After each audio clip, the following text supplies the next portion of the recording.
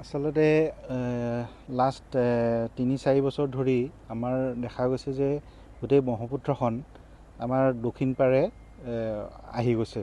মানে মেইন সোঁতটো আগত মাজত আছিলে, এতিয়া দক্ষিণ পাৰে সোঁতটো চাউথ বেংকত আহি গৈছে।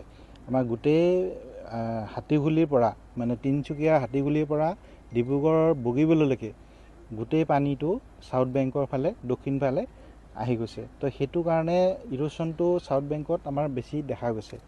তো বিশেষকৈ আমাৰ কি হৈছে, এই পুখুৰীজান বা বিন্ধ্যাকটা এৰিয়াত আমাৰ দুখন নদী ইয়াত লগ লাগিছে। এইফালৰ পৰা আমাৰ তিনিচুকীয়াৰ ফালৰ পৰা লোহিতখন আহিছে, এইফালৰ পৰা চিয়াংখন আহিছে। গতিকে এইটো এটা সংগমস্থল।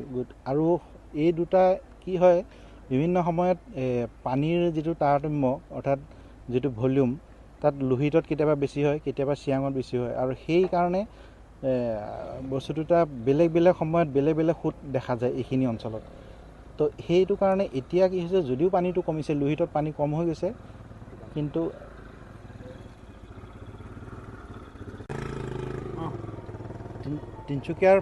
তিনিচুকীয়া অঞ্চলত দিবাং আৰু লোহিতৰ যিটো পানী ইয়ালৈ আহে, সেই লোহিতৰ পানী কমি গৈছে।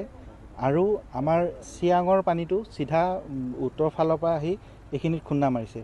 তো পানীটো কমি যোৱাৰ ফলত কি হৈছে, আমাৰ যিটো লোহিতৰ যিটো মানে পানী, সেইটো দক্ষিণ ফালে ঢাল খাইছে, আৰু চিয়াঙৰ পানীটোৱে চিধা উত্তৰ ফালৰ পৰা সেই দক্ষিণৰ বেংকত খুন্দা মাৰিছে, পাৰত খুন্দা মাৰিছে। সেইটোৱে মানে বহুত জেগাত আমাৰ ইৰোশ্যনৰ সৃষ্টি কৰিছে। যদিও ইয়াত কিবা কিবি আমি বহুত বিভিন্ন সময়ত কাম কৰি আহিছোঁ, তথাপিতো এই জেগাৰ মৰ্ফলজিটো আগত ইয়াত আপোনালোকে জানেই, ইয়াৰ যে আগত বহুত আমাৰ এই চৰ আছিলে, সেই চৰবিলাক গোটেই নাইকিয়া হৈ গৈছে। গতিকে ইয়াৰ মৰ্ফলজিটো বা ইয়াৰ যিটো জীৱ অৱয়ব, সেইটো সম্পূৰ্ণৰূপে বেলেগ এটা ৰূপ লৈছে। কাৰণ এই প্ৰাকৃতিৰ এটা দুৰ্যোগ হিচাপে ইয়াক ৰূপায়িত কৰিব পাৰি। গতিকে এইখিনিৰ কাৰণে এটা স্পেচিয়েল এটা ট্ৰিটমেণ্ট বা স্পেচিয়েল এটা মানে ডিপাৰ্টমেণ্টৰ ফালৰ পৰা ব্যৱস্থা ল'বলৈ লাগিব।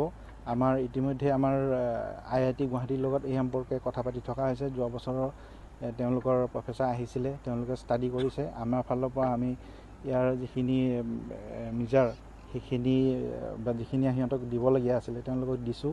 অলৰেডি আমাৰ ডিব্ৰুগড় টাউনৰ কাৰণে তেওঁলোকৰ ৰিপৰ্ট আমাক ছাবমিট কৰিছে। ইয়াৰো ৰিপৰ্ট দিব, আৰু এইখিনি সম্পৰ্কেও বৰ্তমানে কথা পাতি থকা হৈছে। গতিকে এইখিনি যদি আমাৰ সম্পূৰ্ণৰূপে এটা সুব্যৱস্থা তেওঁলোকৰ ফালৰ পৰা ৰিপৰ্টত আহে, আমি ভৱিষ্যতে আমাৰ পৰিকল্পনা আমি কৰিব পাৰিম। বৰ্তমান সময়ত খহনীয়া অঞ্চলটো ৰক্ষা কৰিবৰ কাৰণে কেনেকুৱা ধৰণৰ পদক্ষেপ গ্ৰহণ কৰা হৈছে? বৰ্তমান সময়ত এতিয়া আচলতে মেইন ফ্লাডৰ সময়, গতিকে এতিয়া আমি পাৰ্মানেণ্ট কামটো কৰিব নোৱাৰোঁ। এতিয়া যিখিনি আমাৰ মানে ইৰপশ্যন বা ডেমেজ হৈছে, সেইখিনি টেম্পৰেৰিলি আমি মেনেজ কৰি থাকিব লাগিব। আৰু বাকী যিহেতু খৰালি আহিব, তেতিয়া আমি যিখিনি ৰিক্ৰুটমেণ্ট কৰিব লাগে ভালকৈ, তেতিয়া আমি কৰিবলৈ ব্যৱস্থা কৰিম।